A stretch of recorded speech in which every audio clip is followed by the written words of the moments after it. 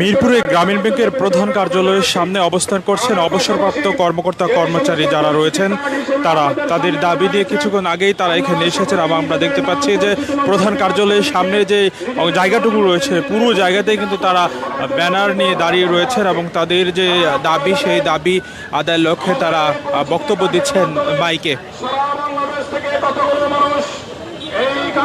দেশের বিভিন্ন জায়গা থেকে অবসরপ্রাপ্ত কর্মকর্তা কর্মচারীরা এসেছেন এবং তারা এখানে কিন্তু দাঁড়িয়েছেন। আমরা দেখতে পাচ্ছি যে মিরপুর 2-এ যে গ্রামীণ ব্যাংকের প্রধান কার্যালয় রয়েছে সেই প্রধান কার্যালয়ের সামনেই তারা এই অবস্থান করছেন। আমরা তাদের সাথে কথা বলবো যারা আন্দোলনকারী এখানে রয়েছেন তাদের সাথে একটু কথা বলি আপনাদের সাথে। আমাদের গ্রামীণ ব্যাংকের পক্ষ থেকে দেওয়া হয়েছে আপনারা কেন আসেন? আমাদের পাওনা আদায়ের জন্য আমরা আসছি। আমরা দীর্ঘ 18 বছর আমি গ্রামীণ ব্যাংকে চাকরি করছি, শ্রম দিছি, বহুত কষ্ট করছি। গ্রামীণ ব্যাংক আমাদের পাওনা দিচ্ছে না।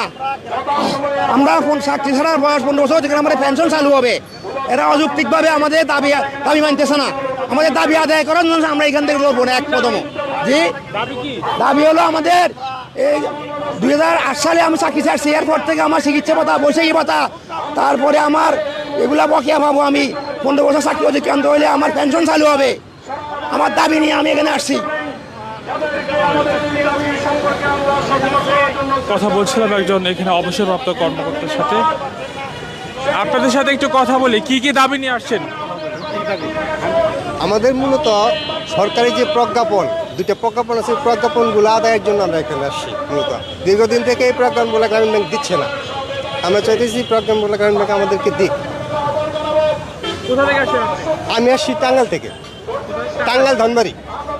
জি জি ঠিক আছে, দেখতে পাচ্ছেন এখানে সকলেই কিন্তু গ্রামীণ ব্যাংকে একসময় চাকরি করতেন এবং আজকে তারা দাবি নিয়ে গ্রামীণ ব্যাংকের যে প্রধান কার্যালয় রয়েছে সেখানে তারা এসেছেন। আমরা আরেকজনের সাথে কথা বলবো, একটু কথা বলি। কি কি দাবি রয়েছে আপনাদের একটু বলেন।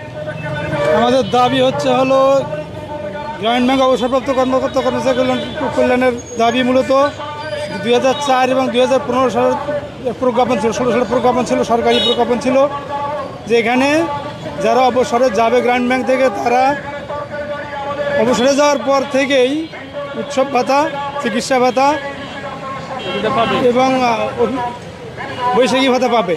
এছাড়া 15 বছর পূর্তির পর থেকে পুনঃ পেনশন পাবে। কিন্তু একই কথা স্বায়ত্তশাসিত সব প্রতিষ্ঠানই বাস্তবায়ন করছে, বাট গ্রামীণ ব্যাংকরা এখন পর্যন্ত বাস্তবায়ন করেনি। এই চিঠিতে উল্লেখ আছে এখানে সরকারি, আধা সরকারি, স্বায়ত্তশাসিত